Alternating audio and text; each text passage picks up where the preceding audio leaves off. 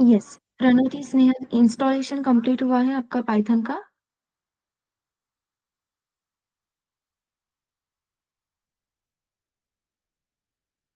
Yes. What about you Snehal?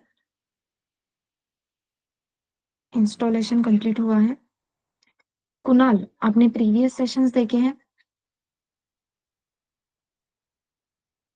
Yes. Okay. तो installation and algorithm writing, ये सारी चीजें कवर हुई हैं आपकी?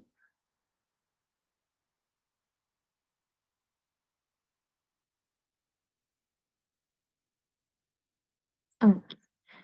चलो, then shall we start with the coding part everyone? Algorithm remaining है, ठीक है।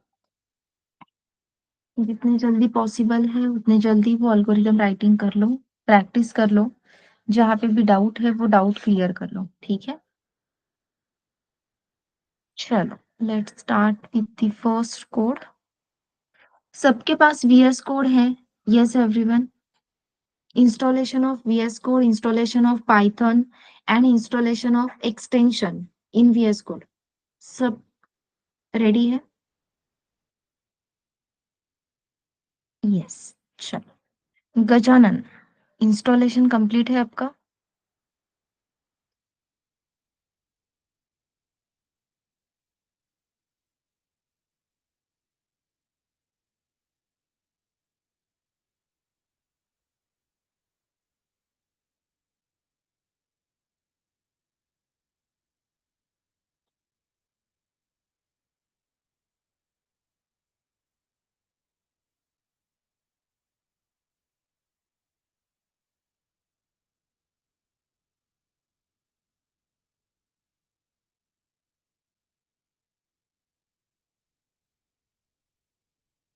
आई थिंक मैंने अपने बैच का अभी तक फोल्डर ही क्रिएट नहीं किया है। Okay, just give me minute.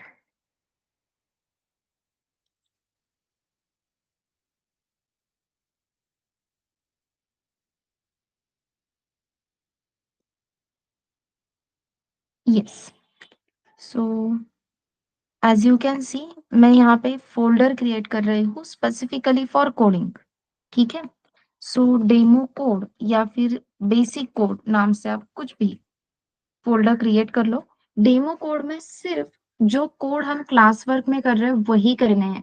Assignment के लिए अलग से फोल्डर क्रिएट करना है। For assignment please create separate folder, जैसे कि फॉर एग्जांपल असाइनमेंट।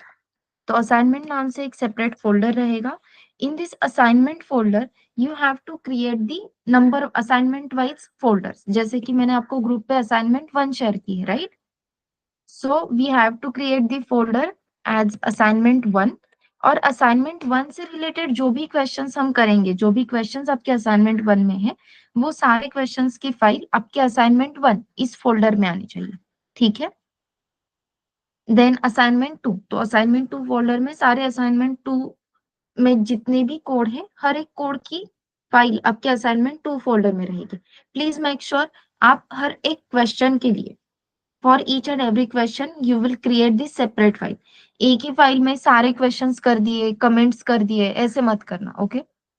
तो हर एक क्वेश्चन, हर एक कोड आपको डिफरेंट फाइल में लिखना है। बहुत बार आप ऐसा करते हो कि असाइनमेंट 1 नाम से एक फाइल क्रिएट कर दी, सिंपल, और असाइनमेंट 1 का फर्स्ट क्वेश्चन किया, फर्स्ट क्वेश्चन सॉल्व हो गया, फर्स्ट क्वेश्चन आप कमेंट करते हो एंड सेकेंड क्वेश्चन उसी फाइल में करते हो। Please don't do that, okay everyone, clear है? देन सेकेंड इंपॉर्टेंट बात, जब भी आप वीएस कोड यूज करोगे, जब भी वीएस कोड यूज करोगे, कभी भी सिर्फ एक फाइल ओपन की ऐसे नहीं करना है। हमेशा go into the file and open the folder. Single file कभी भी ओपन नहीं करनी। ओपन फोल्डर पे जाके फोल्डर सिलेक्ट करो। अगर आपको मुझे असाइनमेंट 1 दिखानी है, go into assignment folder, select the assignment 1 folder and open that folder only, ठीक है। तो एक एक फाइल कभी भी ओपन मत करना, कंप्लीट फोल्डर हमेशा ओपन करना। जब हम फोल्डर ओपन करते हैं तब आपके टर्मिनल को, मतलब आपके कंपाइलर को, आपके इंटरप्रेटर को करेक्ट पाथ मिल जाता है, जहां पे आपने कोड की फाइल स्टोर की है, उस लोकेशन, उस फोल्डर का करेक्ट पाथ आपके कंसोल को मिल जाता है, आपके कंपाइलर्स को मिल जाता है। And because of that file compilation की प्रोसेस करेक्ट फॉर्मेट में एग्जीक्यूट होती है। बहुत बार ऐसे होता है कि आप सिंगल फाइल ओपन करते हो और सिर्फ फाइल के साथ बहुत बार करेक्ट पाथ हमें मिलता नहीं है, और अगर आप फाइल का करेक्ट पाथ मेंशन नहीं करोगे तो वो कोड की फाइल कंपाइल करते समय प्रॉब्लम आएगी। So always make sure you will open the folder. ठीक है, ये पॉइंट क्लियर है एवरीवन?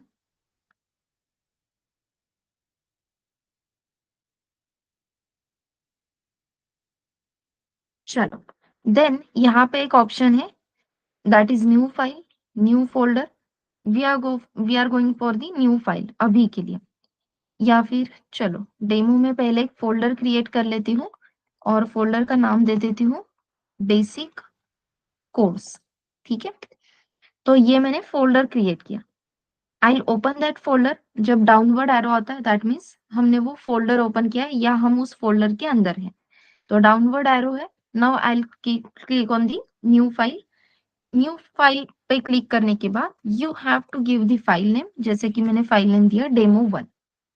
अभी जो मैं कोड लिखूंगी that code is going to be in the Python programming language. अगर आपका कोड पाइथन प्रोग्रामिंग लैंग्वेज में है तो आपके फाइल का extension must be dot py. Extension must be dot py. Just hit enter and demo 1 dot py, ये अपनी file open हो गई। First time VS code open करने के बाद रिलीज नोट, वेलकम नोट आती है। वो फाइल्स क्लोज किए तो भी चलेगा। हमेशा एक पॉपअप आता है जहाँ पे do you trust the author करके मैसेज आता है। ऑटो टिक करके मत रखो, ऑलवेज एक्सेप्ट, ऑलवेज यस, वो टिक मत करो, बस हमेशा yes I trust the author करके वो फोल्डर ओपन कर लेना। ठीक है, and here let's start with the first program. लेकिन प्रोग्राम स्टार्ट करने से पहले if you remember exam yesterday's example, तो कल हमने एक एग्जाम्पल दिखा था कि हम दो नंबर्स की एडिशन कर रहे थे, राइट?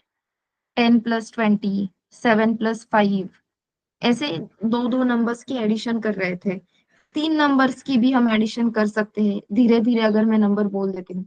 लेकिन जब मैं एक साथ बहुत सारे नंबर बोलती हूँ तो वो नंबर स्टोर करने के लिए हमें टाइम ही नहीं मिला, और नंबर स्टोर नहीं होते हैं, बेसिकली डेटा स्टोर नहीं होता है, तो we can not proceed that data.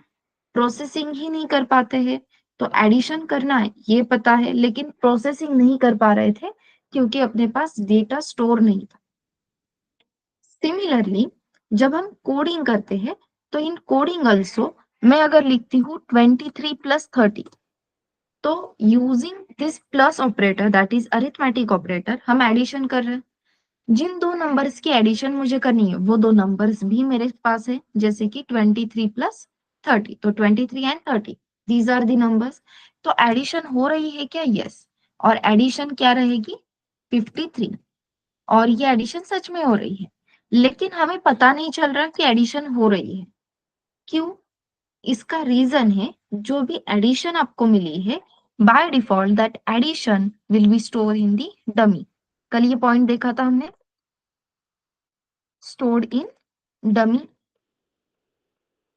Okay, तो 53 ये एडिशन तो मिली है लेकिन ये डमी में स्टोर है। And always remember dummy is not accessible. Dummy accessible नहीं होता है। तो डमी तो एक्सेसिबल नहीं है, तो हमें ये जो कुछ भी एडिशन मिल रही है उसे ऐसे जगह पे स्टोर करना होगा, ऐसे फॉर्मेट में स्टोर करना होगा जिसकी हेल्प से हम इसे एक्सेस कर सकें। And there comes the variables in picture. That's why we need the variables. तो मैंने आपको एक टास्क बताया था, आपको वेरिएबल डिक्लेरेशन के रूल्स देखने थे, याद है?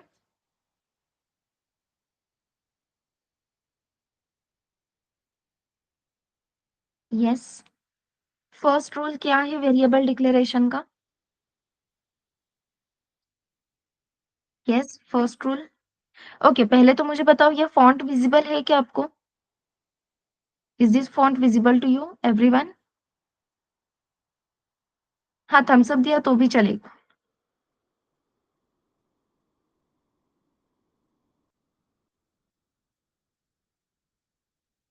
Yes.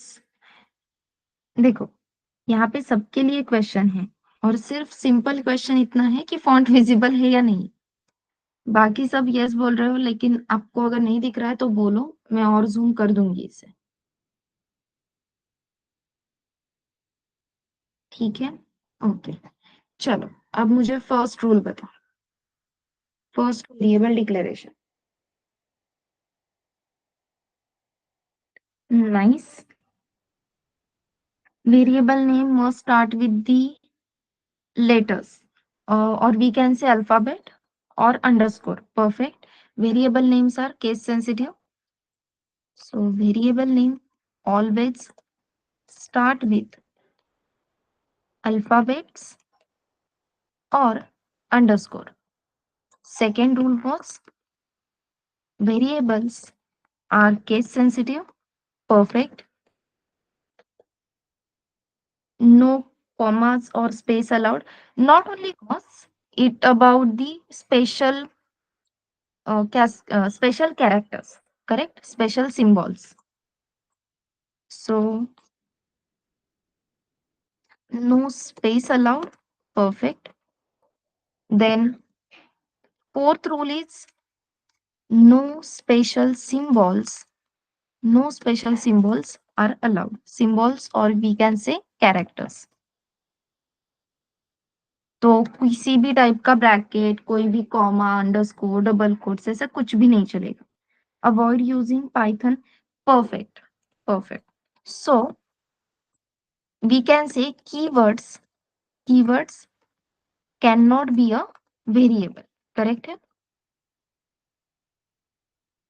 Keywords can not be a variable name, क्योंकि वो रिजर्व वर्ड है.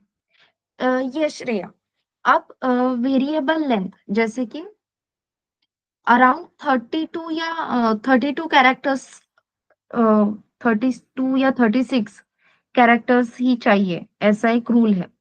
आपका जो वेरिएबल नेम रहेगा उसमें 32 या 36 कैरेक्टर्स ही होने चाहिए. But do you really think कि हम इतना लेंथी वेरिएबल नेम रखेंगे जिसमें अबव 30? 30 भी बहुत बड़ा हो गया. अबाउट 20 कैरेक्टर्स होते हैं. ऐसा वेरिएबल नेम आप प्रेफर करोगे क्या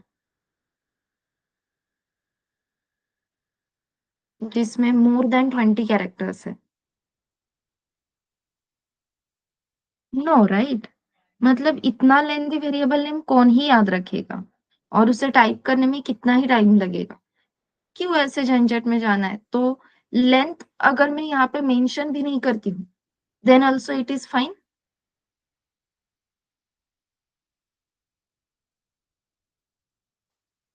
okay.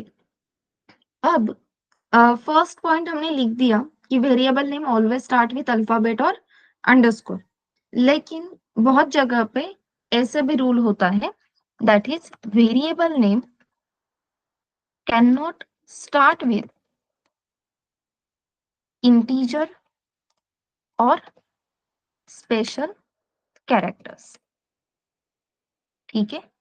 Variable name can not start with integer और स्पेशल कैरेक्टर्स. लेकिन स्पेशल कैरेक्टर्स के लिए एक एक्सेप्शन है, और वो एक्सेप्शन क्या है? Except underscore. Underscore is the exception for all the special characters. हम कहते हैं कि स्पेशल कैरेक्टर्स अलाउड ही नहीं है. नो स्पेशल सिंबल्स और कैरेक्टर्स अलाउड, लेकिन अगेन एक्सेप्शन इज अंडरस्कोर. तो अंडरस्कोर चलता है क्या? यस. अब अंडरस्कोर क्यों चलता है वो भी देखो. अब हमने यहाँ पे बता दिया कि no space allowed. Correct. White space allowed नहीं है, दो वर्ड्स में बीच में स्पेस नहीं चाहिए. लेकिन अभी मुझे क्या करना है? स्टूडेंट का रोल नंबर स्टोर करना है. तो रोल नंबर ऐसा ही नेम हम लिखेंगे. Variable name will be roll number. तो रोल नंबर ये दो वर्ड्स है, बीच में स्पेस नहीं दे सकते. लेकिन रोल नंबर ये दो डिफरेंट वर्ड्स है, ये भी हमें डिफाइन करना है. So in that scenario we prefer the underscore, so that white space तो नहीं आएगी, लेकिन दो सेपरेट वर्ड्स है, ये भी हाईलाइट हो. ठीक है. Is it clear everyone? तो पॉइंट नंबर 6 और पॉइंट नंबर 1 दोनों का मीनिंग सेम ही है, ये समझ में आ रहा है? Yes, no?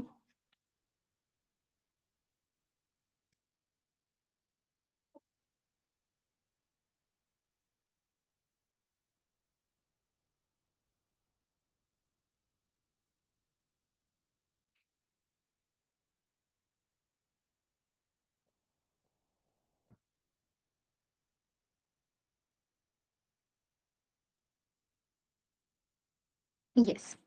अब ये सारे रूल्स तो आपने मुझे बता दिए, लेकिन इसमें एक और रूल है, इंपॉर्टेंट रूल, जो कहीं भी लिखा नहीं होता है, लेकिन वो रूल हमें कंपल्सरी फॉलो करना है। And that rule is variable name should be sensible. Variable name should be sensible. क्या लगता है, क्या मीनिंग रहेगा इसका?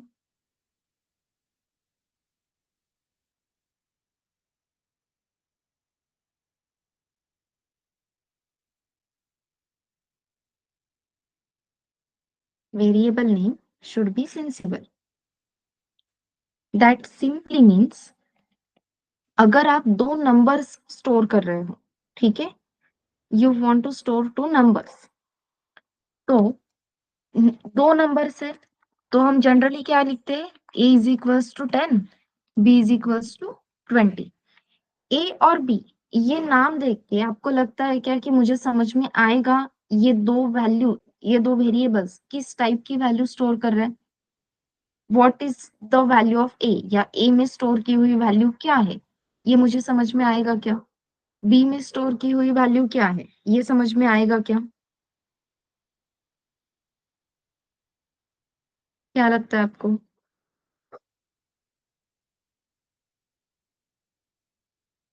ए और बी का मीनिंग क्या है? कुछ भी नहीं। लेकिन इसी जगह पे अगर मैं लिख देती हूँ num1 is equals to 10 and num2 is equals to 20, तो मुझे समझ में आ रहा है, अरे num1 num2 मतलब ये दो नंबर्स है। पॉइंट समझ में आ रहा है everyone?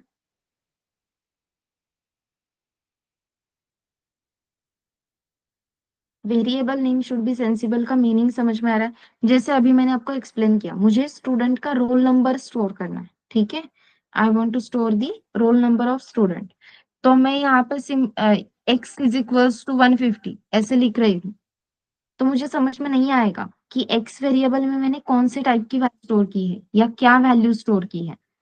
But using x I am storing roll number, so I should write roll number. This is something is known as variable name should be sensible. Is this point clear to you, everyone?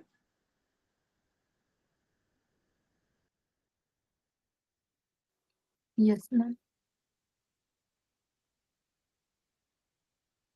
आपने Thums up दिया ना तो भी मुझे चलेगा, और 10 बजे तक आप सबकी नींद भी हो जाती होगी, तो ऐसा भी नहीं है कि आप नींद में हो, तो प्लीज रिप्लाई दो यार।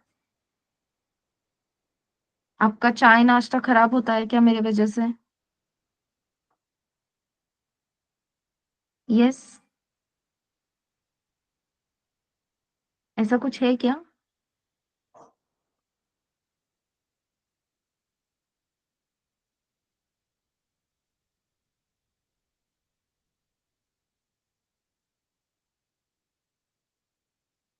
चलो, मैं ये अज्यूम कर लेती हूँ कि ऐसा कुछ भी नहीं है।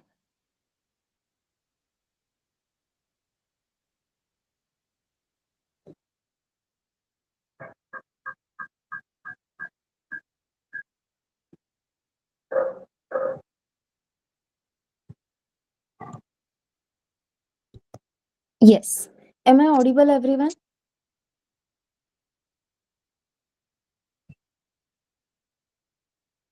ओके, तो ये अपनी एक फाइल रेडी हो गई, ठीक है, demo1.py.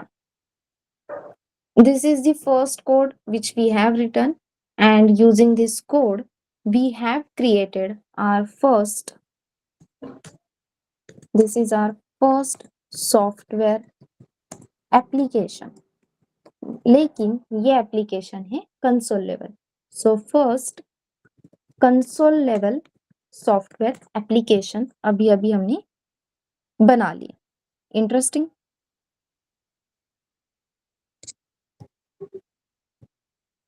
अब मुझे बताओ सॉफ्टवेयर एप्लीकेशन कहाँ पे स्टोर होता है? Where we store this demo one software application?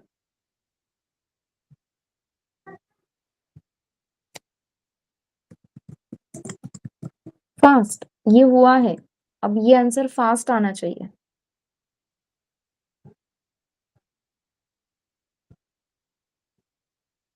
Where we store the software application. Software application मतलब जैसे अपना माइक्रोसॉफ्ट वर्ड है, ये वन नोट जो मैं यूज कर रही हूँ, जो वीएस कोड हम सब यूज कर रहे हैं, these are all the software applications. तो सॉफ्टवेयर एप्लीकेशंस कहाँ पे स्टोर होते हैं? परफेक्ट। कहाँ पे स्टोर होते हैं? अपने हार्ड डिस्क में। Correct everyone. तो ये है आपकी हार्ड डिस्क और ये है आपकी रैम मेमोरी। ठीक है। तो इस आपके हार्ड डिस्क में आपके पास डिफरेंट डिफरेंट एप्लीकेशंस है। So this is your Microsoft Word, this is your paint application, Microsoft Paint, this is your demo one application जो अभी अभी आपने क्रिएट किया है, this is your demo one application. Okay, just हमने इसे ठीक करते हैं थोड़ा सा।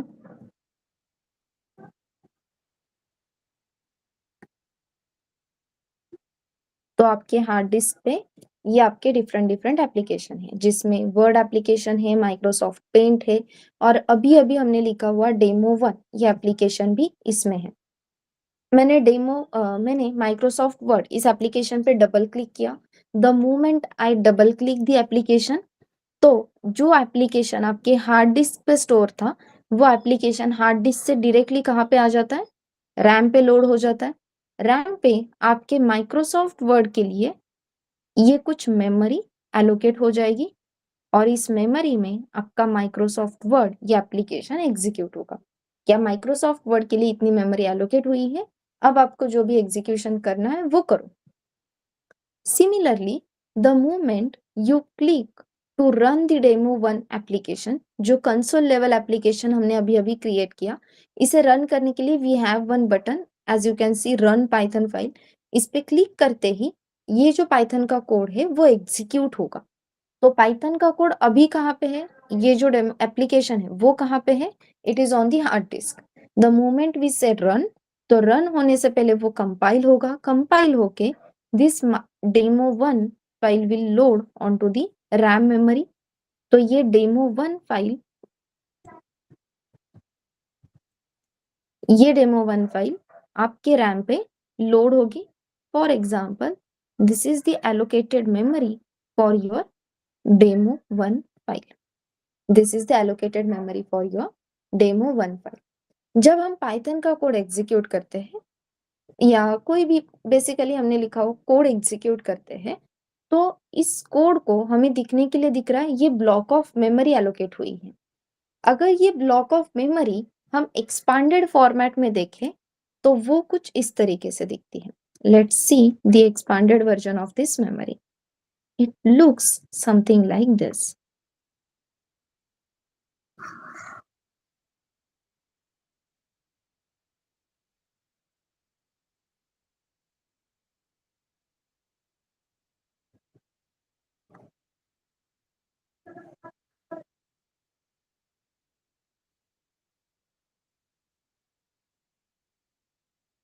ठीक है, तो ये इत्तू सा जो ब्लॉक दिख रहा है उसके मेन दो पार्ट्स रहते हैं।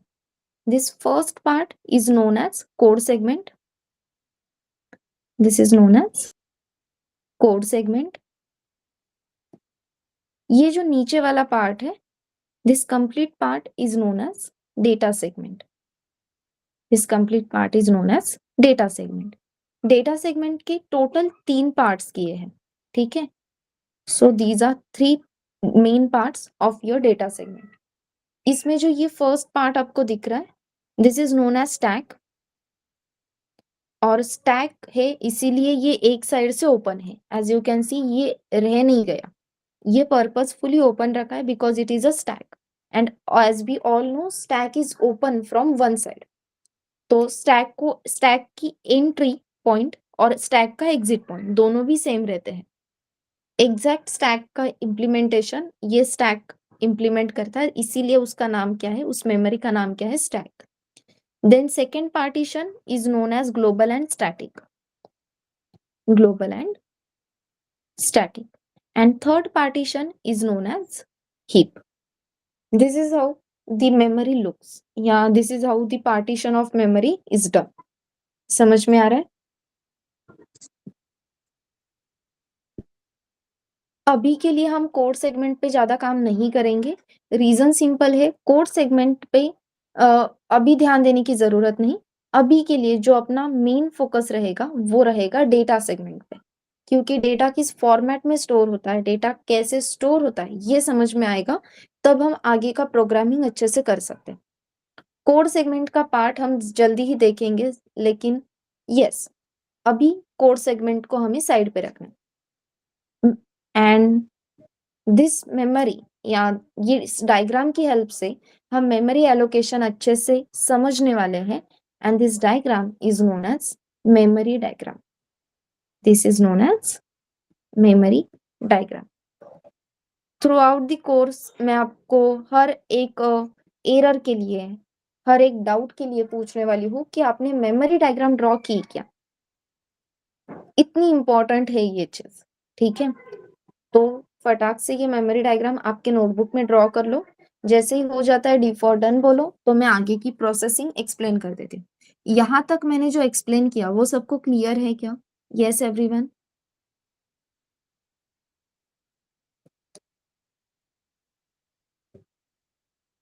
क्लियर है? ओके, तो चलो ये मेमोरी डायग्राम फटाक से ड्रॉ कर लो।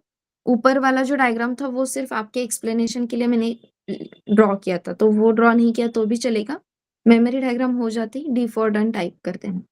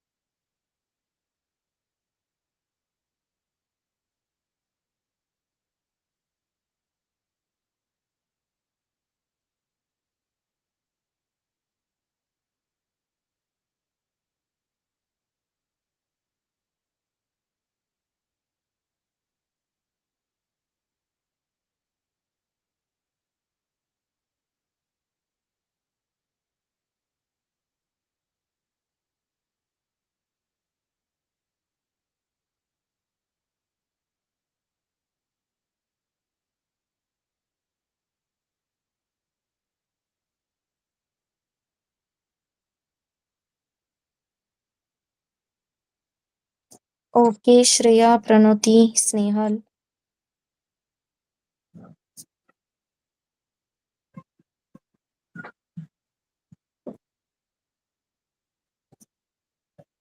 ओके तनवीर, चल आगे बढ़े। Let's go ahead. तो अब होता कैसे है, ये अब हमने जो डेमो 1 में कोड लिखा है, ये देखो बाकी सारे तो कमेंट्स है, right? These are all the comments. अभी के लिए सिर्फ हम लाइन 1 पे जो कोड हमने लिखा था, दैट इज 23 + 30, बस उतना ही देखते हैं। इफ आई राइट ओनली 23 + 30 और इस कोड को मैं रन करूं, तो मुझे कुछ भी एरर नहीं आएगा। Just to show you, if I comment all these lines, और मेरे पास अभी सिर्फ वैलिड कोड एक ही लाइन का है जहां पे मैंने लिखा है 23 + 30, and if I execute it, code run हुआ और मैं नेक्स्ट लाइन पे भी चली गई। प्रॉपर कोड एग्जीक्यूट हो चुका है, ठीक है। And you can C python.exe, ये फाइल रन की है हमने, ठीक है। तो python.exe बेसिकली .exe फाइल ही रन होती है। देन हमने कौन से कोड की फाइल एग्जीक्यूट की, demo1.py। demo1.py एग्जीक्यूट करने के बाद अभी स्क्रीन पे कुछ नहीं दिख रहा, क्योंकि हमने स्क्रीन पे कुछ लिखा ही नहीं, तो एरर नहीं है, यहाँ तक सही है। अब ये जो 23 + 30, ये एक सिंगल लाइन का कोड हमने लिखा है demo1, वो कैसे एग्जीक्यूट होता है, let's understand it by the memory diagram. तो अभी जैसे मैंने कहा, मेमोरी डायग्राम में कोड सेगमेंट का कुछ भी अभी के लिए तो रोल नहीं है। तो अभी हम सिर्फ कहाँ पे फोकस करेंगे, अभी हम फोकस करेंगे डेटा सेगमेंट के दो parts, that is first one is stack and second one is heap. अपने डेटा सेगमेंट में भी ग्लोबल एंड स्टैटिक अभी होल्ड पे है, हम सिर्फ और सिर्फ स्टैक एंड हीप, ये दो मेमोरी लोकेशन पे ही फोकस करने वाले। द मोमेंट वी राइट 23 + 30, ये जो लाइन आप आपके कोड में लिखते हो, तो this is the data, correct? This numbers are the data for us. और जो भी डेटा रहता है, वो डेटा हम कहाँ पे स्टोर करते हैं, तो it's stored in the heap memory location. For Python, whatever data you want to store, it will get stored on the heap memory location। तो यहाँ पे 23 ये जो नंबर है, इसे मेमोरी एलोकेट होगी, एंड इस मेमोरी का कुछ तो एड्रेस रहेगा, for example 100।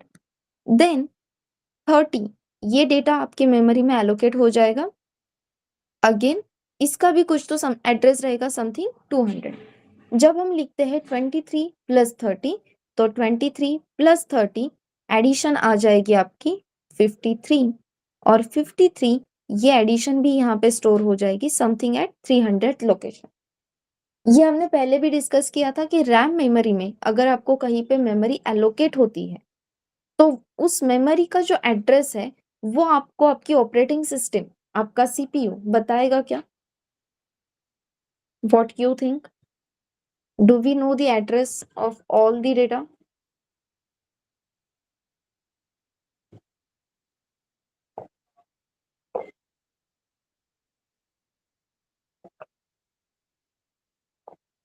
No, right?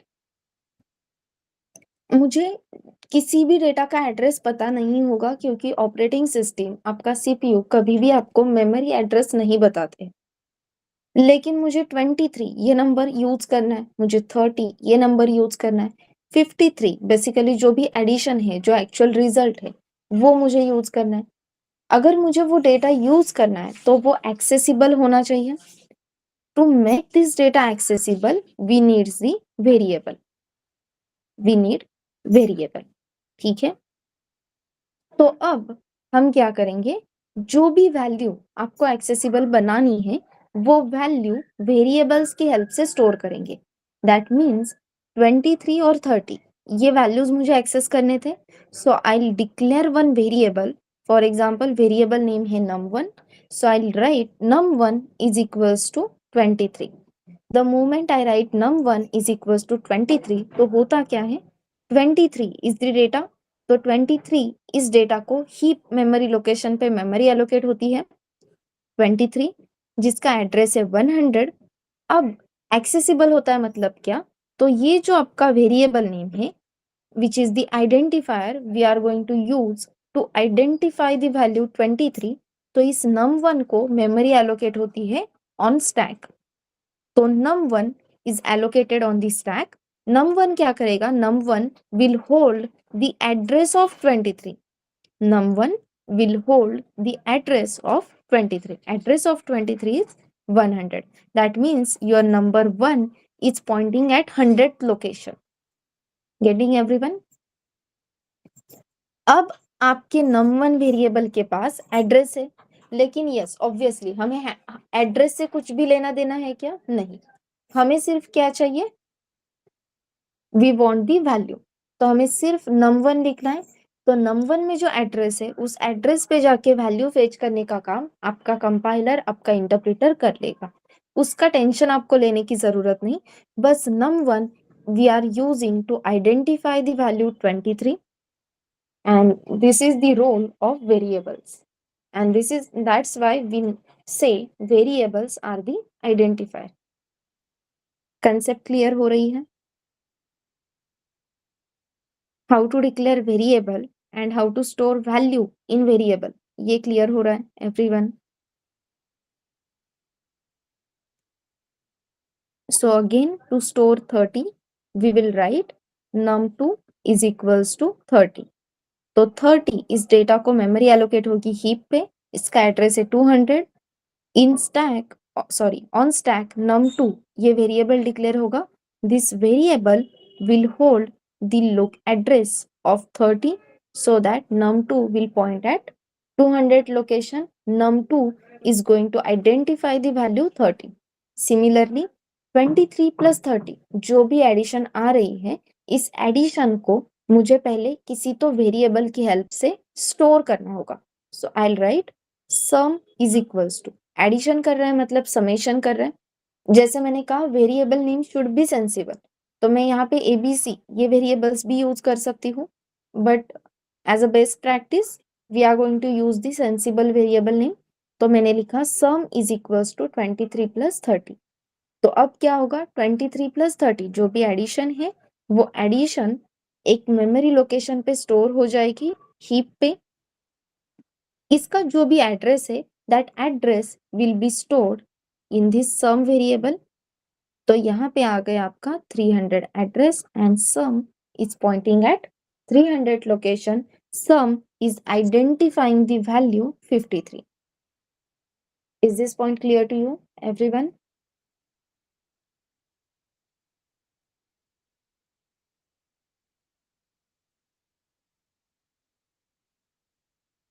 Yes. अब जब तक हमने इसे कोई भी वेरिएबल को असाइन नहीं किया था, राइट, सिर्फ हमने लिखा था 23 प्लस 30, तो ये 53 कहीं पे तो इसे मेमोरी मिली थी, उसका कुछ तो एड्रेस था, but this is the dummy variable, this is known as dummy variable. क्यों? Sorry, this is known as dummy value. ठीक है, this is known as dummy value. ऐसे क्यों? क्योंकि इसे कोई भी पॉइंट नहीं कर रहा है, राइट? तो ये डमी, इसे डमी कहा जाता है। If no one is pointing at this memory location it will be treated as dummy. और डमी वैल्यू टेम्पररी रहती है, कुछ समय के बाद वो चली जाती है, वहां से निकल जाती है। That's why we need to store that value if we want to access that value. तो एक वेरिएबल की हेल्प से हम उसका मेमोरी लोकेशन स्टोर करेंगे और एक वेरिएबल असाइन करेंगे which can identify that value. So now it is not the dummy value. Clear है? So इसलिए जब मैंने सिर्फ 23 प्लस 30 लिखा था तो जो 50 आंसर था वो कहाँ पे स्टोर हुआ था? डमी में, and dummy is not accessible. To overcome this problem we are going to declare the variables. जैसे मैंने यहाँ पे लिखा num1 is equals to 10, num2 is equals to 20, या फिर आप सेम वैल्यूज लो, num1 is equals to 23, num2 is equals to 30। ठीक है,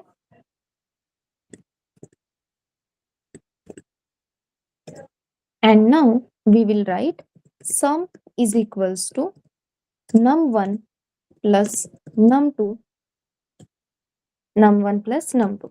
तो सम वेरिएबल में जो भी एडिशन है वो आ जाएगी, लेकिन एडिशन क्या है वो डिस्प्ले करके देखना होगा, तभी पता चलेगा कि what is the addition, addition correct है या नहीं। तो अगर मुझे कंसोल पे कोई भी मैसेज डिस्प्ले करना है, to display any message on console, I have to use one function and that function is known as print. So I have to use print। Print की हेल्प से, प्रिंट फंक्शन की help से आप जो भी message display करना चाहते हो वो मैसेज टाइप करते हो, लेकिन वो मैसेज कंपलसरी आपको डबल कोट्स या सिंगल कोट्स में ही टाइप करना होगा। ठीक है, कंपलसरी जो भी मैसेज आपको डिस्प्ले करना है वो डबल कोट्स, सिंगल कोट या ट्रिपल कोट्स में आपको लिखना होगा। तो यहाँ पे मैं लिख रही हूँ एडिशन इज इक्वल्स टू, तो एडिशन इज इक्वल्स टू ये मैसेज मुझे प्रिंट करना है तो वो डबल कोट्स में चला गया, लेकिन एडिशन क्या है ये भी तो प्रिंट करना था, लेकिन एडिशन कहाँ पे है, सम वेरिएबल के अंदर है। तो जो भी आंसर है, जो भी वैल्यू है वो तो वेरिएबल स्टोर कर रहा है, वेरिएबल होल्ड कर रहा है, और वेरिएबल में स्टोर की हुई वैल्यू अगर आपको प्रिंट करनी है तो आपको वो डबल कोट्स में लिख, मतलब लिख के वो आप डिस्प्ले नहीं कर सकते। So what we have to do, we have to give comma and then we have to mention the sum variable. ठीक है, कॉमा के बाहर आपका जो भी वेरिएबल नेम है वो डिक्लेयर करो, but yes whatever you are writing it should be in the opening closing round brackets. ये जो ओपनिंग क्लोजिंग राउंड ब्रैकेट्स है उसके अंदर ही आपको सारा कंटेंट लिखना होगा, कंपल्सरी। क्लियर है? And now if I click on the run Python file and if we execute this, we'll get addition is equals to 53. Clear hai? So this is the first code of your assignment 1, that is addition of two numbers, num1, num2, addition of two numbers and print the addition of number. Is it clear, everyone?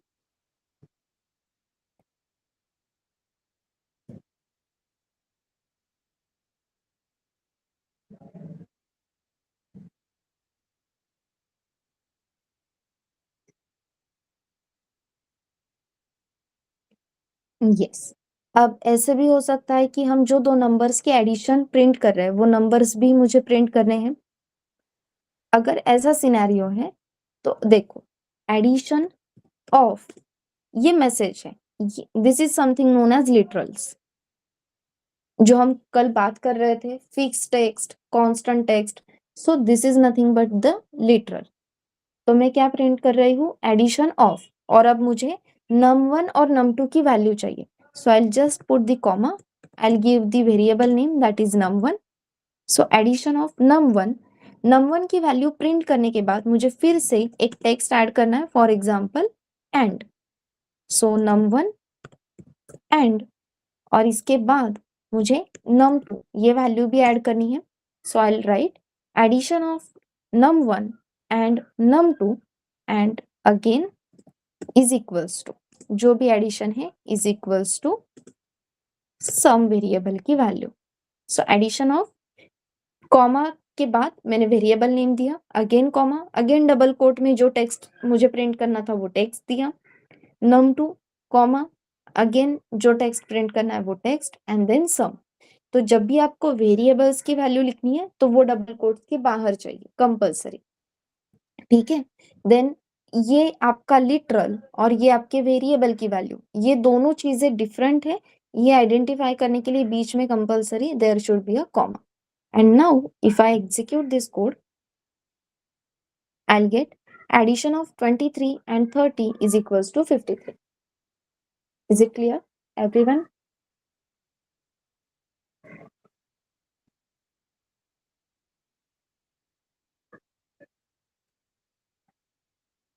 So this is your first code of Python. पहले ये note down कर लेते हो, फिर मैं आपको second question बताती हूँ, चलेगा?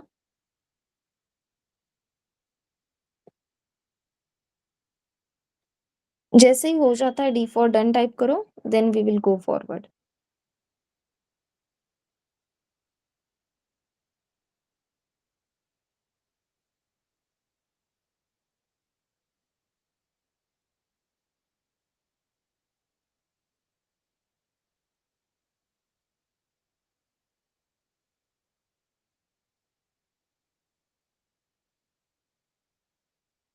Okay Snehal.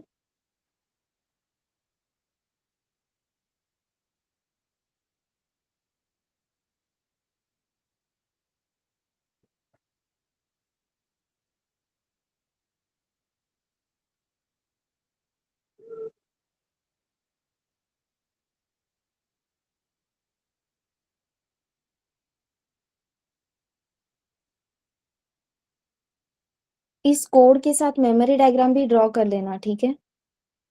Memory diagram display करनी है, ये मेमोरी डायग्राम भी ड्रॉ कर लेना।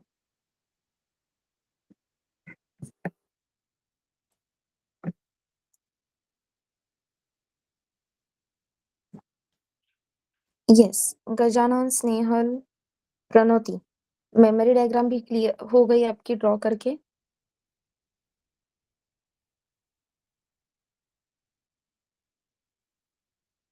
जो कोड अभी हमने सॉल्व किया, please draw the memory diagram of that code also, ठीक है?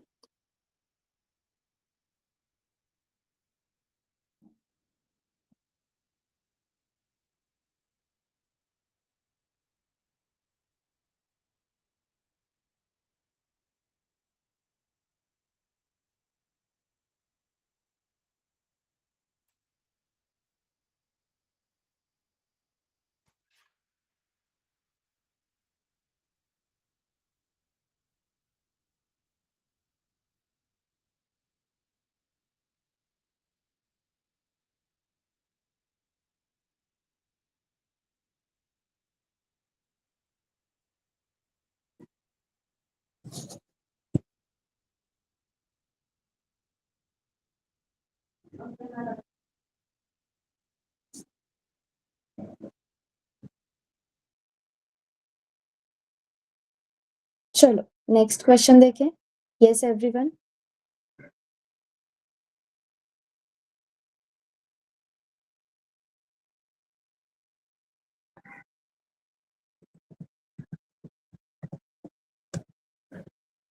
तो आज हमें सारे अरिथमेटिक ऑपरेटर्स देखने हैं, ठीक है? तो मैं सिर्फ अगर आपको ये प्लस माइनस मल्टीप्लिकेशन डिवीजन बस इतना ही करके दिखाती हूँ तो उसमें मजा नहीं। सारे ऑपरेटर्स ही है, आप खुद भी ट्राई कर सकते हो, राइट? आपके पास num1 है फॉर एग्जाम्पल 30, आपके पास num2 है फॉर एग्जाम्पल 23। तो आप खुद से subtraction is equals to num2 minus sorry num1 minus num2 ये खुद से करोगे। Then multiplication is equals to num1 into num2, correct है? Division is equals to num1, अब यहाँ पे नंबर्स थोड़े से अलग लो, for example num1 divide by 4 लो, ठीक है? अब ये ट्रू डिवीजन और फ्लोर डिवीजन दो टाइप रहेंगे। So true division is equals to num1 divide by 4, then reminder is equals to num1 mod 4, and then floor division is equals to num1 divide by 4। समझ में आ रहा है everyone? Yes, no? तो हमने सब एडिशन अभी देख ली, ये है subtraction, multiplication, true division, reminder, floor division. कल हमने ट्रू डिवीजन और फ्लोर डिवीजन में क्या डिफरेंस है ये देखा था। Yes, no? आपको याद है नहीं है? सबसे इंपॉर्टेंट, आपको वो पॉइंट क्लियर है क्या जो हमने कल देखे थे? If no, we can see the results. So print subtraction is equals to value of sub variable, ठीक है? Then print multiplication is equals to mult variable की value. Then print true division is equals to true division की value. After that, let's print the remainder. So print remainder is equals to remainder variable की value, and after that print floor division is equals to floor division की value. ठीक है. And now if we execute it, we'll get the output. As you can see, subtraction 7, multiplication 690, true division is equals to 7.5. Correct है. num 1 की value थी 30. as we all know 4 7s are 28, तो reminder will be 2. तो हम point add करेंगे, zero add करेंगे, and 4 5s are 20. That's why true division हमें answer क्या दे रहा है, 7.5. लेकिन अगर हम सिंपल डिवीजन करें विदाउट डेसिमल पॉइंट, अगर हम डिवीजन करते हैं, in that scenario your reminder will be 2 and your quotient will be 7. तो फ्लोर डिवीजन आपको हमेशा आंसर जो देगा वो इंटीजर वैल्यू में ही रहेगा, और ट्रू डिवीजन जो आपको आंसर देगा that answer is going to be in the decimal point. समझ में आ रहा है?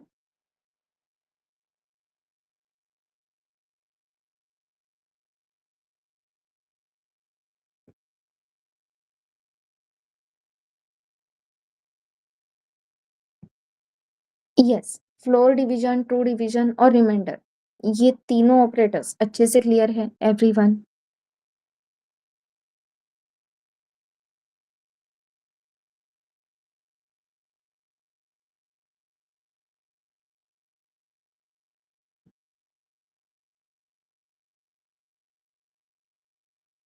डाउट है, कंफ्यूजन है, एनीवन?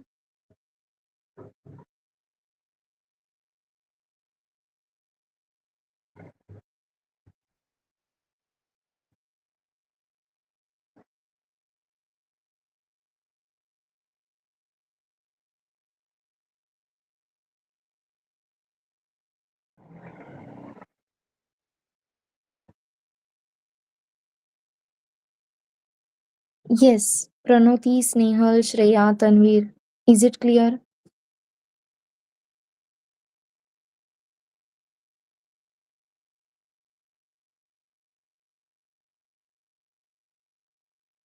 ओके. चलो, let's see another question. Now we want to find out, calculate the area of circle. हमें क्या करना है, सर्कल का एरिया फाइंड आउट करना है. To find out area of circle formula क्या है? What's the formula to calculate area of circle?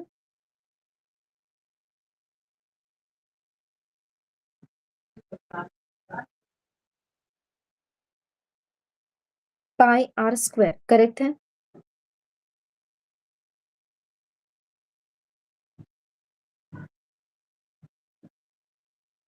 Perfect. So pi r square. Perfect. So basically हम क्या डिनोट कर रहे हैं, आर रेस टू 2, यही डिनोट कर रहे हैं. इसी को मैं एक और तरीके से लिख सकती हूँ, that is pi into radius into radius. इन दोनों का मीनिंग सेम ही है, r into r, it simply means r square. Correct है. लेकिन इसके लिए मुझे सबसे पहले क्या चाहिए, आर मतलब रेडियस ऑफ द सर्कल. अब रेडियस ऑफ द सर्कल के लिए मैं सिंपली लिख सकती हूँ रेडियस इज इक्वल्स टू 3, लेकिन this is known as hard coded values. तो मैंने हार्ड कोडेड वैल्यू दी, यूजर से इनपुट ही नहीं लिया. यूजर से इनपुट मिलेगा तो कोड करने में और मजा आएगा. तो जैसे यूजर को कुछ तो मैसेज डिस्प्ले करने के लिए वी यूज प्रिंट फंक्शन, वैसे ही यूजर से इनपुट लेने के लिए we use input function. We use input function. So simply write input, you can accept the input and you can print, for example radius is equals to, जो भी आपके radius की value है वो आप यहाँ पे प्रिंट करके देखो सच में आ रहा है या नहीं वो देखने के लिए. So if we execute it,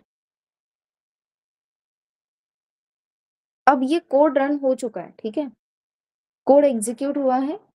हमें क्या करना है वो समझ में नहीं आ रहा, but on first line, code के फर्स्ट लाइन पे आपने इनपुट फंक्शन लिखा, तो इनपुट फंक्शन को कुछ ना कुछ इनपुट तो चाहिए, तो जब तक आप इनपुट नहीं दोगे तब तक आपका ये कोड आगे नहीं बढ़ेगा। So if I give 5 and hit enter, तो यहाँ पे मैसेज आ गया radius is equals to 5, that means code की आपकी सेकेंड लाइन एग्जीक्यूट हो गई। लेकिन आपके कोड की जो फर्स्ट लाइन थी जहाँ पे आप इनपुट एक्सपेक्ट कर रहे थे, तो यूजर को समझ में ही नहीं आ रहा था कि भाई करना क्या है, इनपुट देना है या नहीं, right? So that's why whenever you are using input function, in that input function, please write the message. Proper message, proper instruction वहां पे दो, जैसे कि enter the radius.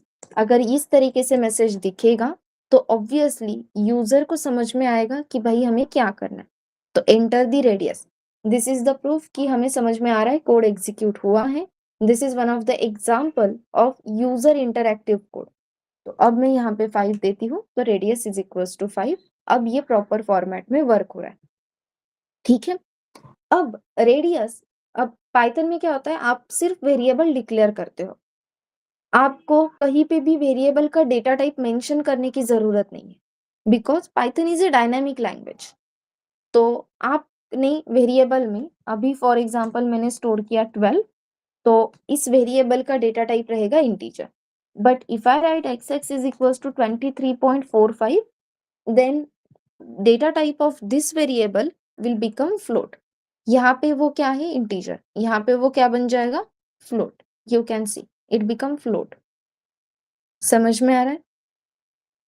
इसके बाद अगर मैं लिखती हूँ x(x) is equals to string, लिख देती हूँ. स्ट्रिंग जब भी लिखनी है तो डबल कोट या सिंगल कोट में लिखो, और मैंने यहाँ पे लिखा हेलो, तो data type of this becomes the string, ठीक है? तो यहाँ पे वो डेटा टाइप स्ट्रिंग बन जाता है.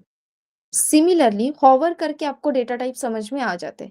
You can see the data type of radius is string. Data type of radius is string. लेकिन कभी भी आपने स्ट्रिंग डेटा टाइप की रेडियस देखी है क्या? जो मेजरमेंट्स रहते हैं स्ट्रिंग के, सॉरी सॉरी, जो मेजरमेंट्स रहते हैं रेडियस के, वो स्ट्रिंग है क्या? क्या लगता है आपको? No, right? तो रेडियस की वैल्यू कौन से डेटा टाइप में होनी चाहिए? What you think?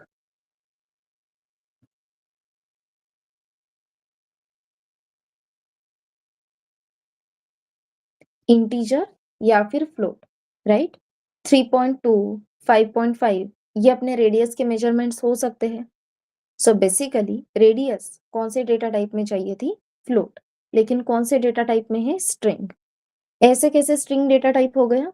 तो आपका ये जो इनपुट फंक्शन है, तो इनपुट फंक्शन की हेल्प से आप जो भी डिटेल्स, जो भी डेटा यूजर से एक्सेप्ट करोगे, ठीक है, तो बाय डिफॉल्ट उस डेटा का डेटा टाइप स्ट्रिंग ही रहेगा.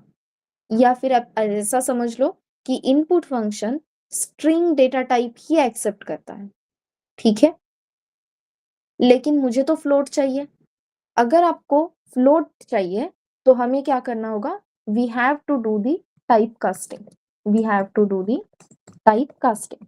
कास्टिंग का सिंपल मीनिंग है कन्वर्जन. अभी आपके डेटा टाइप का अभी आपके डेटा का डेटा टाइप क्या है? स्ट्रिंग. आपको उस डेटा को कन्वर्ट करना है, स्ट्रिंग में है, we want to convert that string into float. तो ये पॉसिबल है क्या? तो yes, we just have to write the float and we just have to put the brackets over the input function, so that इस input function से जो भी input आएगा वो कहाँ पे जाएगा? इस ओपनिंग क्लोजिंग दो येलो जो ब्रैकेट्स है, राउंड ब्रैकेट्स जो है, इन ब्रैकेट्स के अंदर आपका डेटा जाएगा. सो बेसिकली जो भी डेटा आपने रिसीव किया वो आपने किसे पास किया? इस ब्रैकेट के अंदर पास किया या इस ब्रैकेट के अंदर रिसीव किया. और उसके बाद आप क्या कर रहे हो? टाइप कास्टिंग, मतलब स्ट्रिंग डेटा टाइप को आप कन्वर्ट कर रहे हो in float. Type casting means converting data from one data type to another. ठीक है? तो अभी तक अपना जो डेटा था इनपुट फंक्शन के थ्रू वो स्ट्रिंग टाइप में था. अब अगर आप रेडियस पे हॉवर करोगे तो data type will become float. समझ में आ रहा है? This is how we accept the data from user. This is how we accept the input from the user. अभी मुझे रेडियस का डेटा टाइप फ्लोट चाहिए था, इसलिए मैंने फ्लोट लिखा. If you want it integer, you just have to write the int over here. तो आपके रेडियस का data type become integer. Okay everyone, यहाँ तक क्लियर है? How to accept data from user. अब इसके आगे हमें करने हैं calculations for area of circle. तो मैं यहाँ पे लिख देती हूँ area 1 is equals to, formula simple है, पाई इंटू. तो हमें सबसे पहले पाई वेरिएबल की वैल्यू देनी होगी. So what's the value of pi? आप यहाँ पे डायरेक्टली 3.14 लिख सकते हो.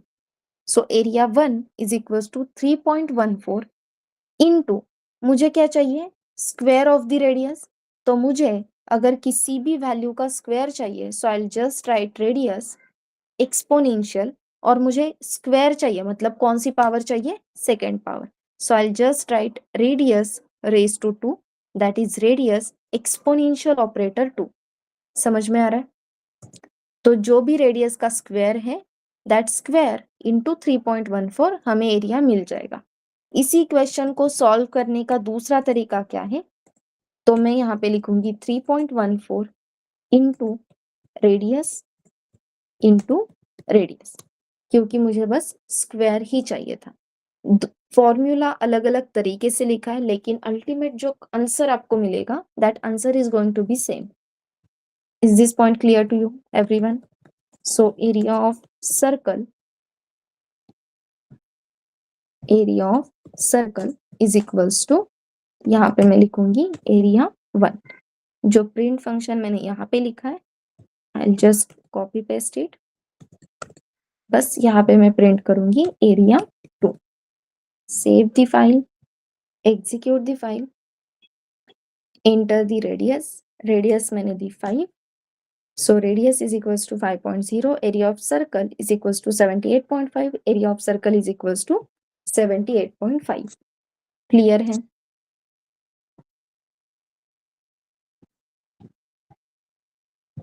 Yes everyone. एक्सपोनेंशियल ऑपरेटर का यूज क्लियर है? It is used to find out the power, any power of any number. Okay.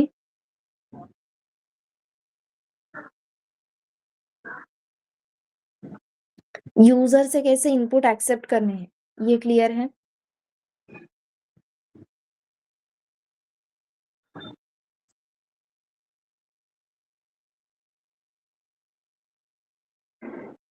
चलो ये कोड फटाक से नोट कर लो, जैसे ही हो जाता है डी फॉर डन टाइप करो.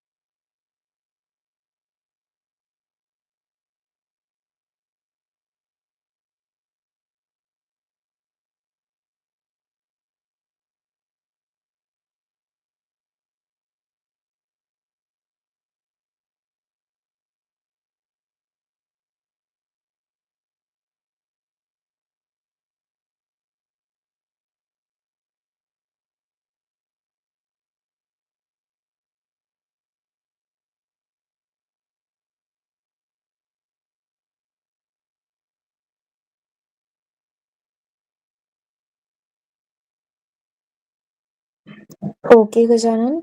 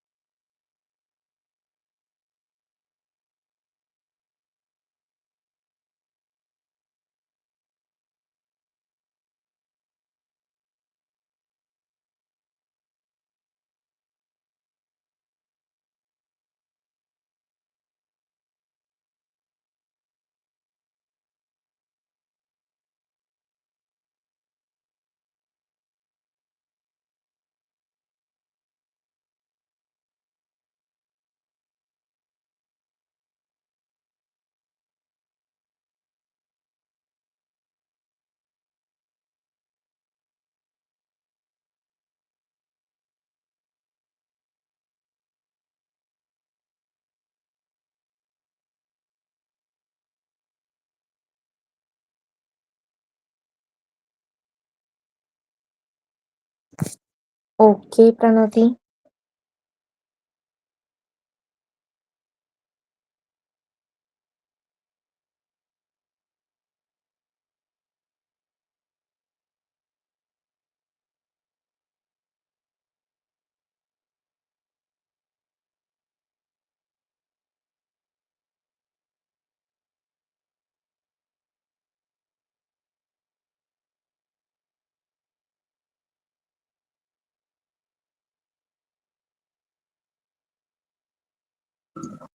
ओके, चलो नाइस। कल मैंने आपको एक क्वेश्चन दिया था, सम ऑफ डिजिट, याद है?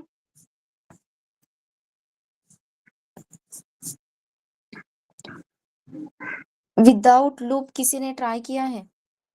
क्योंकि लूप तो हमने देखी ही नहीं है अभी तक, तो लूपिंग नहीं चाहिए। Anyone solve that question, sum of digit?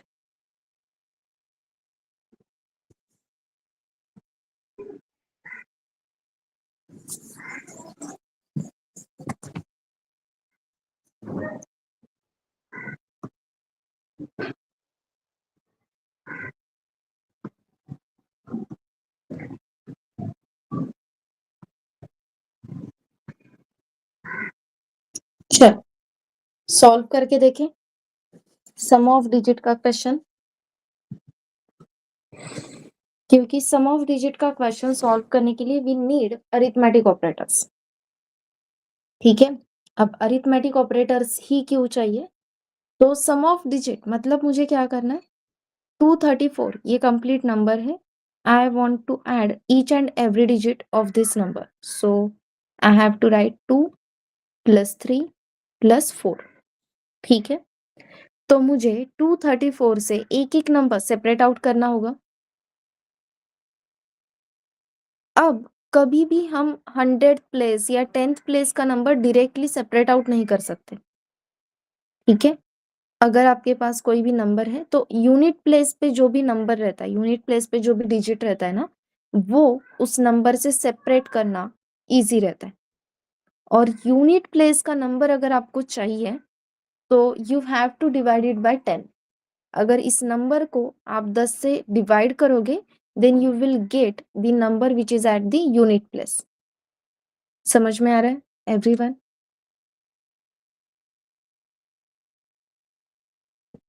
लेकिन अगेन यूनिट प्लेस का नंबर 10 से डिवाइड करके कैसे मिलता है वो देखो, 10 एंड 234, सो 10 2 ज़ा 20, यहाँ पे आ गया 3, देन 4, अगेन 10 3 ज़ा 30, सो यहाँ पे आ गया 4, 34 minus 30। And as you can see आपके यूनिट प्लेस पे नंबर क्या था, 4, तो ये 4 आपको मिलेगा एज अ रिमाइंडर। समझ में आ रहा है? यूनिट प्लेस पे जो वैल्यू है वो आपको सेपरेट करके कैसे मिलेगी, यूजिंग रिमाइंडर। 10 से डिवाइड करो और जो भी रिमाइंडर है that is going to be your unit place की वैल्यू। और अगर आप ध्यान से कोशंट की तरफ देखते हो तो यूनिट प्लेस की वैल्यू एज अ रिमाइंडर आएगी, और यूनिट प्लेस से पहले जितने भी नंबर्स हो, अभी अपने पास दो ही नंबर्स है, यहाँ पे 123 भी रहता फिर भी यहाँ पे 1 भी आ जाता।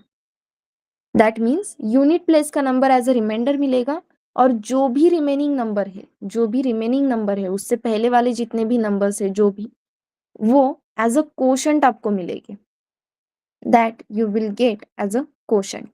This is the beauty of divide by 10 as a quotient, remaining value as a remainder, unit place की value।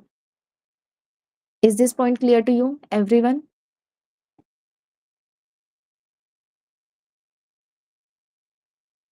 यहाँ तक ठीक है? can I get thumbs up if everything is okay?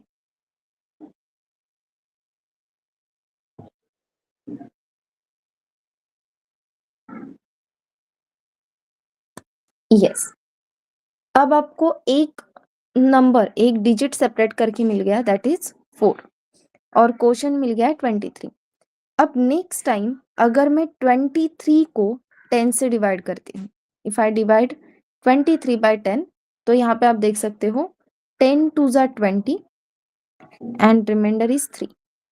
तो मुझे यहाँ पे भी एज अ रिमाइंडर आपका एक डिजिट नंबर क्या था, 234, 4 सेपरेट करके मिला, यहाँ पे 3 भी सेपरेट करके मिला, एंड यहाँ पे मुझे 2 भी मिल गया। करेक्ट है?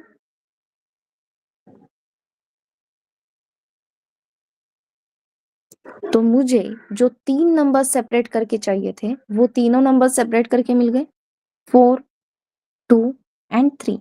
Now I can do 2 + 3 + 4। बस मुझे इतना बताओ, मुझे अगर रिमाइंडर और कोशंट फाइंड आउट करने हैं तो कौन से ऑपरेटर्स यूज करने होंगे? For reminder which operator I should use, and for quotient which operator I should use?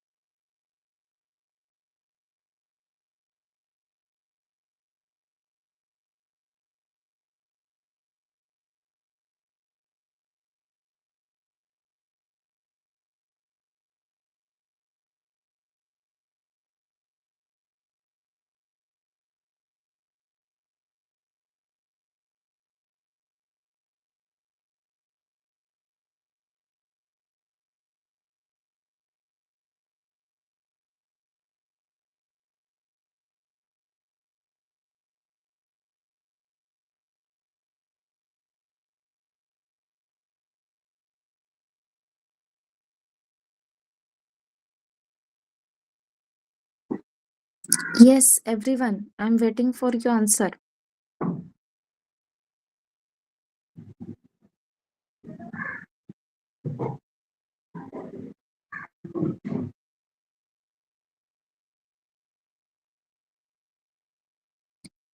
अगर मुझे रिमाइंडर और कोशंट फाइंड आउट करने हैं तो मुझे कौन से अरिथमेटिक ऑपरेटर्स यूज करने होंगे?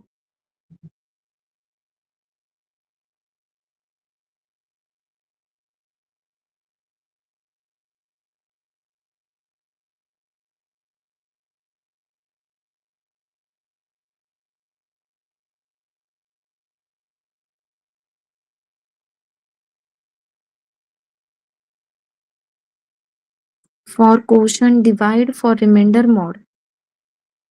ओके, लेकिन अभी हमने देखा था, राइट गायत्री, जब आप ट्रू डिवीजन ऑपरेटर यूज कर रहे थे तो जो आंसर आपको मिला था वो पॉइंट में था, तो फिर हम ट्रू डिवीजन ये ऑपरेटर तो यूज नहीं कर सकते। Then which operator we should use? Perfect. For quotient we have to use the floor division operator, correct?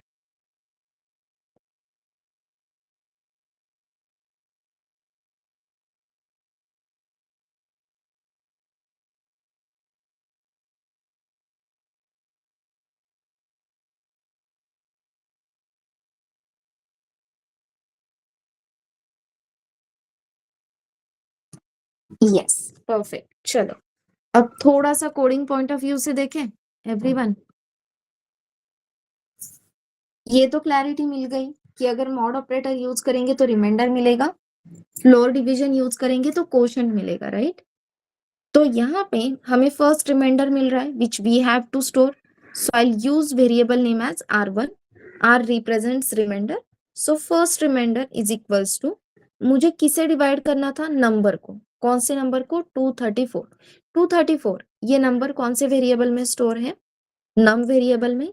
So I have to write num mod 10। जैसे ही मैंने लिखा num mod 10 तो मुझे r1 इस वेरिएबल में वैल्यू क्या मिलेगी? रिमाइंडर मिलेगा। तो 234 को 10 से डिवाइड करने के बाद reminder will be 4। So value of r1 is 4। देन मुझे क्या चाहिए? Quotient. So I write q1 is equals to num floor division 10। Floor division की हेल्प से हमें सिर्फ कोशंट मिलता है without point, without decimal point we get complete integer as a quotient. तो यहाँ पे मुझे क्वेश्चन मिलेगा 4। अगर रिमाइंडर है तो रिमेनिंग सारे numbers becomes the question that is 23। Then reminder 2 is equals to, अब रिमाइंडर 2 में हमने यहाँ पे देखा 23 को डिवाइड किया था। अब अपनी 23 ये वैल्यू कौन से वेरिएबल में स्टोर है?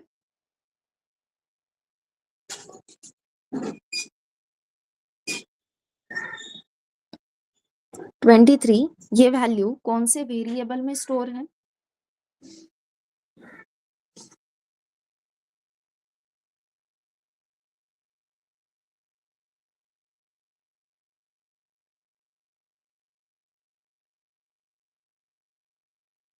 Okay, Pranoti.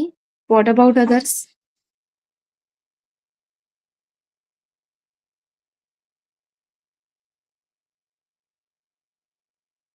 Okay, Gayatri. Okay, Shreya.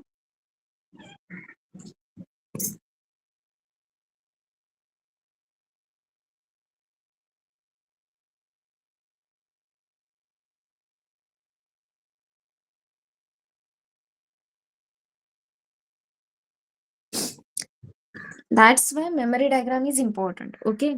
तो as you can see, num variable की वैल्यू क्या है? 234, करेक्ट? आपने कहीं पे भी num वेरिएबल की वैल्यू चेंज की क्या इस दो लाइंस में? नहीं। तो num वेरिएबल की वैल्यू बाय डिफॉल्ट 234 ही रहेगी। जब आप लिखते हो नंबर मॉड 10, तो जो भी आंसर आ रहा है दैट इज 4, तो वो हम किसे असाइन कर रहे हैं? R1 वेरिएबल को। देन जब आपने लिखा नम फ्लोर डिवीजन 10, तो जो भी क्वोशंट था दैट इज 23, वो आपने कौन से वेरिएबल को असाइन किया? Q1, right? तो नम वेरिएबल की वैल्यू कहीं पे भी चेंज नहीं हुई। नम वेरिएबल की वैल्यू इज 234 ओनली। 23 ये वैल्यू हमने कहाँ पे स्टोर की है? इस Q1 वेरिएबल में स्टोर की है। क्लियर है? 23 ये वैल्यू अगर Q1 वेरिएबल में है, so we have to write Q1 mod 10, that means 23 mod 10। अब हमें रिमाइंडर मिलेगा 3। Then Q2 is equals to 23 को ही 10 से डिवाइड करना है, तब हमें करेक्ट क्वोशंट मिलेगा। That's why Q1 floor division 10 and we will get the answer 2. And as we can see, in R1 we have the value 4, in R2 we have the value 3. Similarly, in Q2 we have the value 2. And this is how we will get the sum of digit. So sum is equals to, I'll write R1 plus R2 plus Q2, and answer will be 4 plus 3 7, 7 plus 2 9. Is it clear, everyone?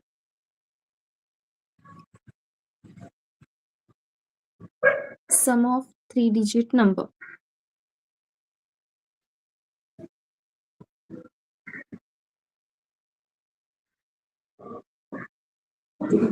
So let's try it in the code.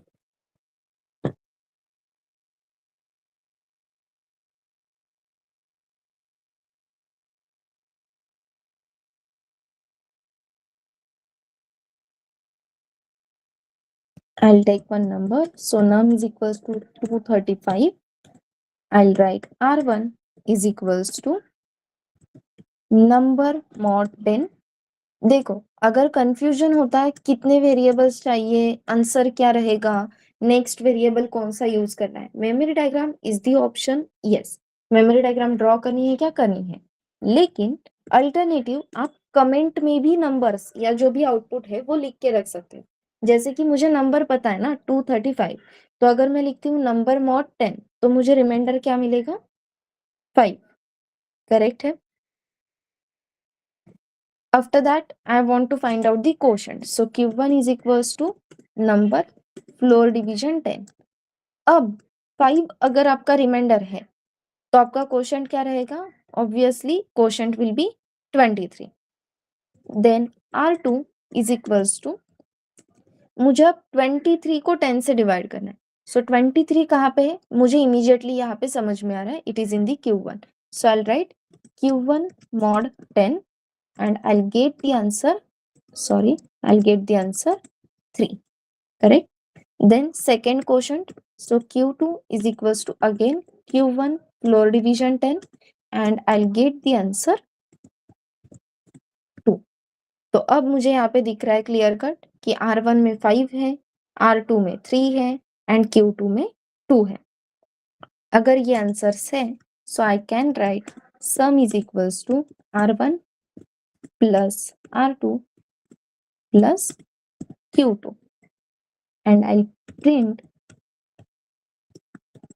sum of digit of num is equals to sum. Simply मैंने क्या लिखा, sum of digit of this number is equals to sum, and if we execute it we will get sum of digit of 235 is equals to 10. Correct है.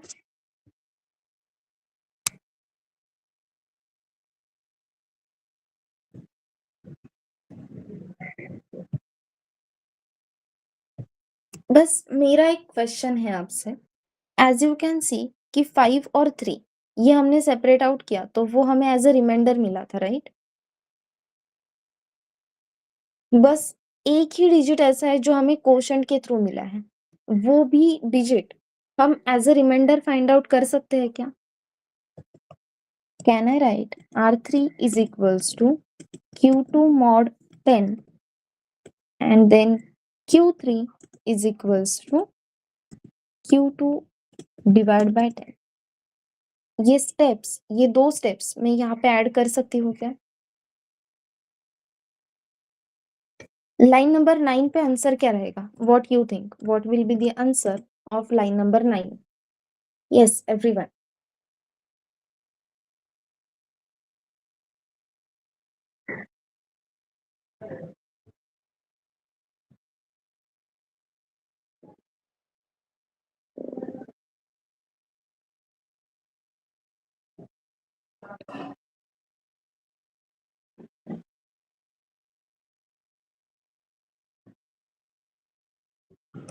अगर आप 2 को 10 से divide करते हो तो what will be the answer? यहाँ पे है 2, 2 को आप 10 से डिवाइड कर रहे हो तो क्वोशंट क्या रहेगा? 0. 10 into 0, answer will be 0 and you will get the reminder 2. Correct है. तो आपका रिमाइंडर क्या रहेगा? 2 और आपका क्वोशंट क्या रहेगा? 0, right? That means using mod हम क्या फाइंड आउट कर रहे हैं? रिमाइंडर. तो यहाँ पे रिमाइंडर हमें मिलेगा 2 एंड क्वोशंट क्या मिलेगा? Quotient will be 0. समझ में आ रहा है? तो अब मुझे यहाँ पे R1, R2 और Q2 ऐड करने की जगह पे I can directly add the R3. तो एक यूनिफॉर्मिटी मिल गई मुझे कि जितने भी डिजिट्स है वो सारे डिजिट्स मुझे as a reminder separate out करके मिल रहे. 2 लाइन का कोड बढ़ गया लेकिन yes we got the uniformity. Correct है. तो जितने डिजिट का नंबर है उतने रिमाइंडर्स मुझे मिलेंगे और उतने रिमाइंडर्स मुझे ऐड करने हैं. ये प्रोसेसिंग इजी लगती है? यस और no?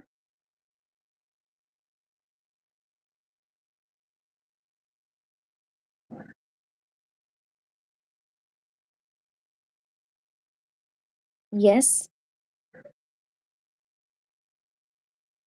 So this was the code for sum of 3 digit. ऐसे ही आपको अभी मतलब ये पहले सम ऑफ 3 डिजिट का कोड नोट डाउन कर लो और जैसे ही ये कोड हो जाता है डी फॉर डन टाइप करो. ठीक है. फिर मैं आपको आगे का टास्क एक्सप्लेन करती हूँ. इसके साथ मेमोरी डायग्राम ड्रॉ करो या फिर कमेंट्स में तो इसका फ्लो ठीक से मेंशन करके रखो.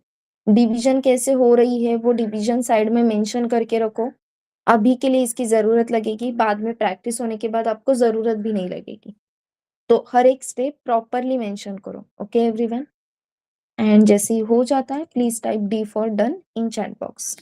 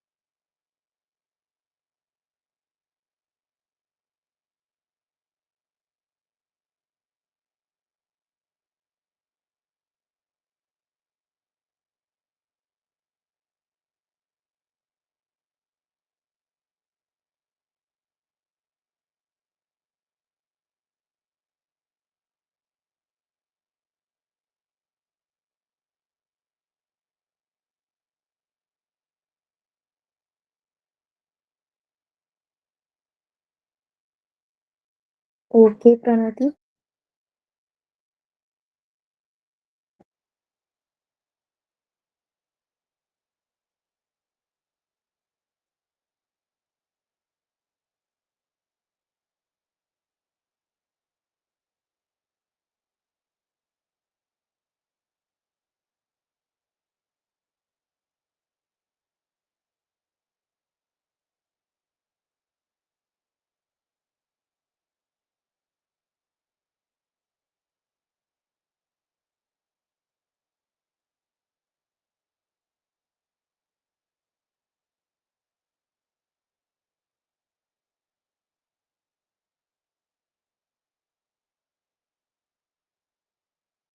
Okay, nice.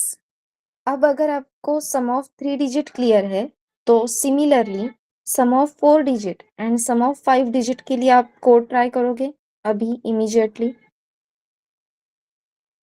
हाँ, मीटिंग लेफ्ट वगैरह नहीं करनी है। Sum of 4 digit and sum of 5 digit, ये कोड आपको अभी ट्राई करने हैं। और जो भी कोड आपने लिखे हैं वो कोड कॉपी करो और चैट बॉक्स में पेस्ट करो so that I can check your code. ठीक है?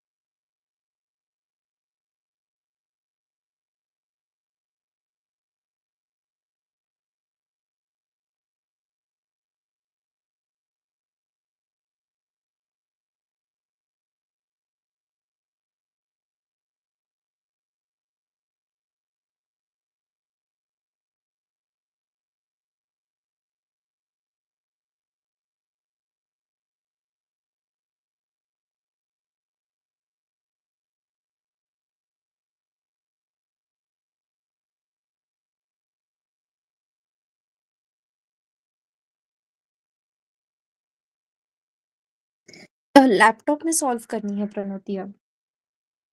लैपटॉप में क्वेश्चन सॉल्व करो। अभी तक आपने जो नोट्स लिखे वो नोटबुक में लिखे, वेल एंड गुड। अभी तक वो नोटबुक में ही लिखने थे। लेकिन अब जो कोड आप ट्राई करोगे, जैसे कि सम ऑफ 3 डिजिट या असाइनमेंट 1 के क्वेश्चंस, तो वो लैपटॉप में करो। ठीक है? यस।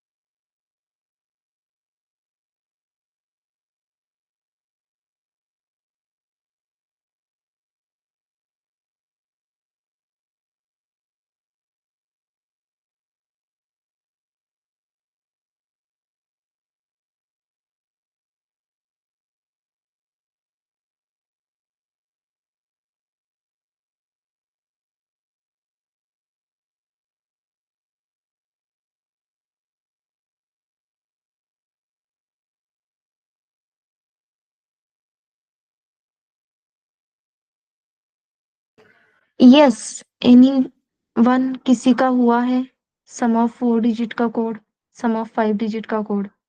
अगर वो कोड करते समय आपको कुछ दिक्कत आ रही है, समझ में नहीं आ रहा, डाउट है, सॉल्व करने नहीं आ रहा, तो प्लीज बताओ, सो दैट मैं आपको हेल्प कर सकती हूँ। ठीक है everyone?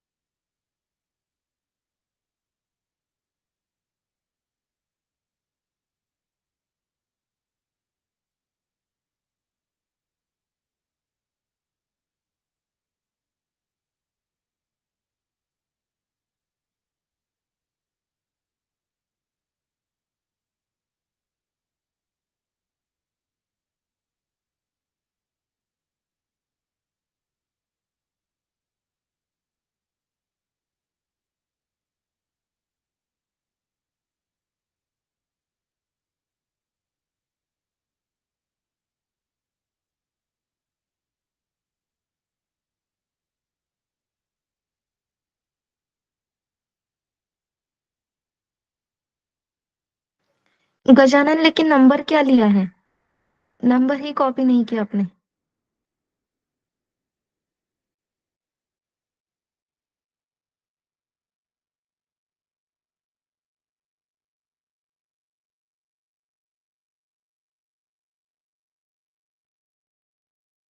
Perfect.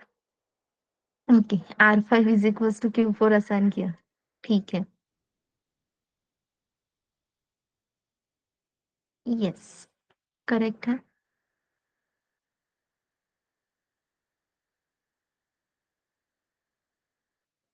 Okay, arithmetic operators की क्लैरिटी है एवरीवन?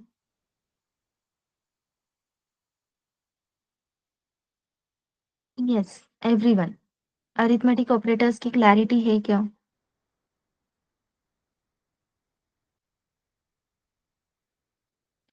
असाइनमेंट 1 अगर आपने देखी है तो असाइनमेंट 1 में सारे क्वेश्चंस अरिथमेटिक ऑपरेटर्स पे ही डिपेंडेंट है। करेक्ट। कहीं पे मल्टीप्लिकेशन है, सारे फॉर्मूलाज ही है बेसिकली। और सारे फॉर्मूलाज में हम एडिशन, सब्ट्रैक्शन, मल्टीप्लिकेशन, डिवीजन, बस इतनी ही चीजें करते हैं। तो असाइनमेंट 1 आज सॉल्व करोगे? बेसिकली कल सेशन से पहले असाइनमेंट 1 ट्राई करोगे एवरीवन? सिर्फ ऐसे ही क्वेश्चंस होल्ड पे रखो, जहां पे आपको डाउट है वो क्वेश्चंस कैसे सॉल्व करने वो समझ में नहीं आ रहा। जैसे कि quadratic roots, find quadratic roots ऐसे एक क्वेश्चन है, राइट? तो उस क्वेश्चन में हमें स्क्वायर रूट फाइंड आउट करना है, तो नहीं पता हमें स्क्वायर रूट कैसे फाइंड आउट करना है, तो वो क्वेश्चन होल्ड पे रखो। लेकिन बाकी सारे क्वेश्चंस आप कर सकते हो एवरीवन।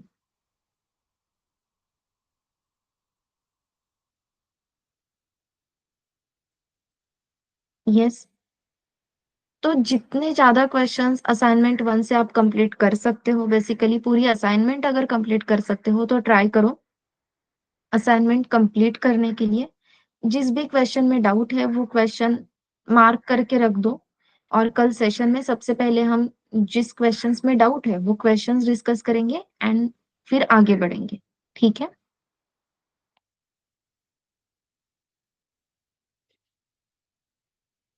यस। चलो फिर अभी के लिए हम स्टॉप करें, कल मिलते हैं। लेकिन यस, कल असाइनमेंट 1 कंप्लीट, जितनी ज्यादा क्वेश्चंस आप उसमें से कवर कर सकते हो उतने कवर करो। असाइनमेंट 2 भी है अपने पास, अगेन बेसिक बेसिक क्वेश्चंस के लिए। असाइनमेंट 1 हो जाती है तो I can give you assignment 2। ठीक है? ये सम ऑफ डिजिट में किसी को कोई डाउट है क्या? Anyone, any doubt in sum of digit?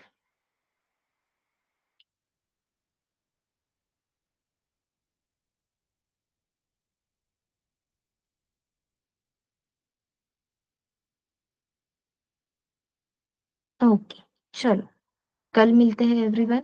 Bye bye.